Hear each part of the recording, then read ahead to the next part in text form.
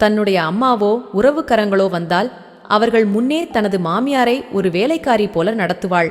அவர்கள் எல்லாம் சாப்பிட்டது போக எஞ்சியதை சாப்பிடப் போடுவாள். பேரனுக்கு பாட்டி என்றால் உயிர்.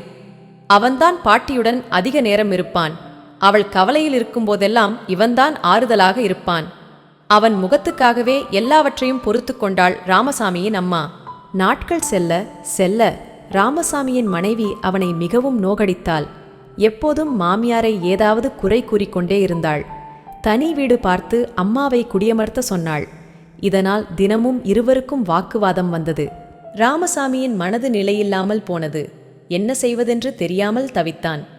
வேலையில் சரியாக கவனம் செலுத்த முடியாமல் போனது. அவனது அழகிய வேலைகள் எல்லாம் இப்போது மாறியிருந்தது. அதனால் வியாபாரம் சரியாக நடக்காமல் போனது. வருமானம் குறைவானதால் குடும்பத்தை நடத்த மிகவும் சிரமப்பட்டான்.